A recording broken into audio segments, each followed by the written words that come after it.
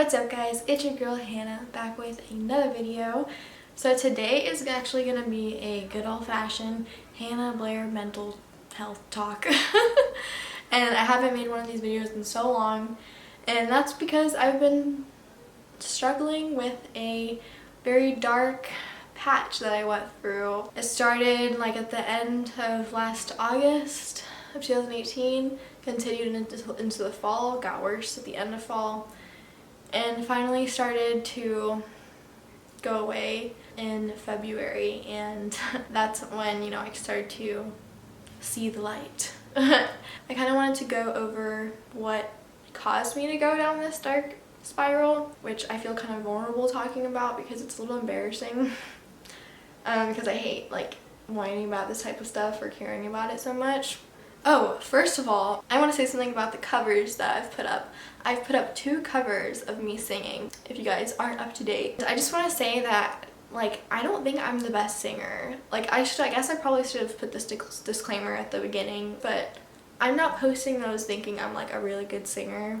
I know I'm not the best singer. I've never had singing lessons. I've never been in choir. Like, obviously, I'm not gonna be like Ariana Grande over here, like, oh, like, I'm not gonna like turn into like a singing channel. Like, I just do those for fun. I love singing. It's something that I would like to get better at and something I really enjoy. But I'm gonna get back to my dark patch. So, last summer, I started to get really consistent with my videos again. My engagement has dropped on my channel. It dropped like around last year. So I was really, you know, working consistently and really hard to get this engagement back up. Well, nothing seemed to be working. And I really let that get to me of how hard it was to get noticed on YouTube. I identified with my channel, and that was the first step to getting out of that. Was I had to teach myself that my self-worth goes so beyond my career. It goes so beyond these numbers, and like, I have worked so hard on this that it's like all I know, so I do associate my self-worth with it. But your net worth, guys, does not ever equal your self-worth. Remember that. But you guys, in this dark rut, I didn't want to get out of bed. I didn't want to open my Instagram app. I didn't want to look at YouTube videos of other influencer girls who seem to have been uploading the same type of content that I was uploading, but did so well. I avoided looking at their videos because it hurt me and it made me feel, it hurt my ego mainly, and I couldn't accept it at the time. So I shut myself out from a lot. And I'm an Aquarius, by the way, if anyone was wondering. Well, I'm on the cusp of Aquarius Capricorn on the 20th of January, but I can already see the comment, no one, Hannah, I'm an Aquarius. But anyways, so I put so much work and effort into my videos, and months after months went by and nothing was getting better. I felt like my hard work wasn't paying off. I felt lost. Like, I constantly contemplated just quitting YouTube and getting a day job. Like, I was stuck in a hole and I was constantly crawling to try to get out of it. But the thing is, guys, I was running from the pain. I did not want to accept the pain that I was going through. So I rejected it. I was resisting all of this pain. I was resisting the fact that this was happening to me. I was resisting the matter that, you know, maybe it is my content that has changed, or maybe I'm not putting as much effort as I used to be. Like, I would just look for excuses because I didn't want to deal with facts. And it was so hard to look at myself. Like, and I mean, not like physically, like when I looked in the mirror, I didn't even really recognize myself. Like, I didn't even see myself. And that sounds really sad, but like, I couldn't even like look at myself as a person. I didn't want to ever look at my Instagram profile. I didn't want to look at me. This sounds so insecure, but like, I lost a lot of confidence because I felt like I just wasn't good enough to be on YouTube anymore. I wasn't good enough to get the same views that I used to get. And like I said, I hate talking about this, but like, because it's so like, I'm the type of person, guys, like, obviously I have to care about it, right? Because that has to do with my income. You know, the amount of views I get has to do with, you know, the monthly checks from YouTube. It has to do with how brands look at me. It has to do with like all types of business stuff for me. So for me, as a person who could literally just go off and live in the woods and not care about other people's opinions of me ever, it was like I was being like strangled because I was forced to chase people's attention. You know, like I constantly just felt like I have to be someone else. I have to be what's popping right now. Because I felt like I wasn't working. I'm not working enough for you guys. I feel like I didn't cut it. So that was me resisting. The fact that my numbers were dropping was because it was a consequence of actions I have already taken in the past. This is not a consequence for how hard I'm working today. That's what I have to remind myself. There was a time in my life during I think 2017, 2018 where I really didn't post that much on my YouTube channel. I was lacking in the consistent part of being a YouTuber. I barely interacted with you guys on Instagram, and over time, you know, people, you know, I posted more and then people kind of forgot about me and they were like, oh, I'm not really into her anymore.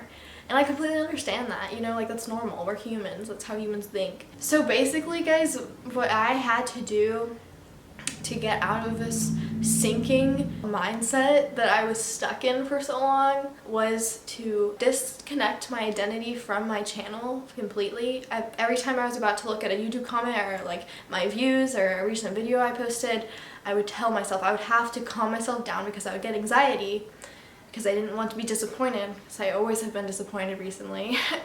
I would get these waves of anxiety and I would have to tell myself, Hannah, this doesn't define you, okay? Like, I have to give my sister credit because Kendall, she was always there when I cried to her. I'm gonna cry again, but like, I get so emotional about this because I did feel like it weighed my self-worth because it was like the only thing I put so much work into.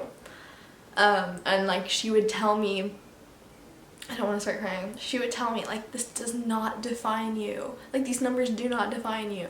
And that was just like such a big thing that changed how I looked at it. But it's still like something you have to, you know, think about over time and over time. It's not like you can just hear it once and like it changes instantly in your head. Like, you have to do the mind work and remind yourself every day of these things that you know are true.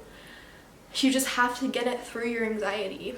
And I am my whole own infinite being that cannot be stopped right now or tomorrow. You know, like, I'm gonna have new ideas today, I'm gonna have new ideas tomorrow. These numbers are consequences of my past. I have to accept and not resist. I can't resist.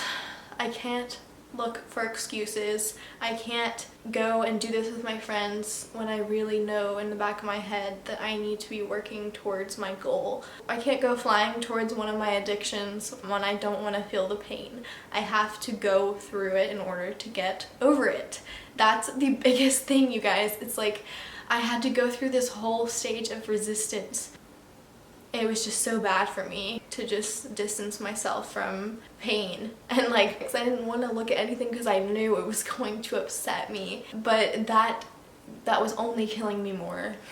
And it is so empowering, let me tell you, to stand up and face that shit. And it's ultimately like learning how to just take what life gives you, man. And I don't know, it almost feels to me like God gives us certain struggles because we almost need to feel the pain and we need to know what it's like to have amazing things and, you know, not take them for granted. Because honestly, back in 2017, 2018, I did take y'all for granted. I was like la-di-da, la-di-dee, you know, like, oh, nothing's gonna go wrong, like, it's fine. And now, if I hadn't gone through what it feels like to lose you guys, I would still be like that. I would still be taking you guys for granted. And now I'm literally so thankful for you guys. Like, thank you for watching my videos, dude. Like, thank you. That sounds so, like, I don't know. I just hate like talking like this because it's like, to me it just seems desperate, like, for attention, but it's like I'm just trying to make a good impact, and I feel like I'm just so lost if no one's watching what I'm putting out. It's like, what am I even doing? Like, why am I here? You have to move through the storm or else you're just gonna stay in it. If you just want to pretend like the storm isn't there, you're never gonna go through it. Like, you're just gonna be there huddled in your own self-pity. You have to get up and work towards getting it done. Change it. Change how you look at it to change what you see. I've tweeted it before, but it's one of my favorite quotes. It's absolutely true. Like, you have to realize you are participating in your life. You are not a victim of your life. You are not just a little guinea pig that things happen to. You are a participant in your life.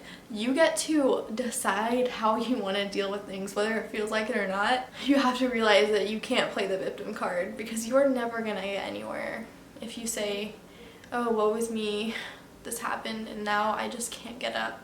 Because you can. You can. And I ultimately know that this has been probably the biggest mental transformation I've ever had to go through, because I'm still going through this issue with my channel. It's still hard to get noticed by new people on YouTube. It's not like my numbers went up and I'm happy again, you know, like it's like I'm changing the way I'm looking at it. But yeah, guys, I really hope that you enjoyed this video or you got something from it. Please give it a thumbs up. It would really help me out a lot.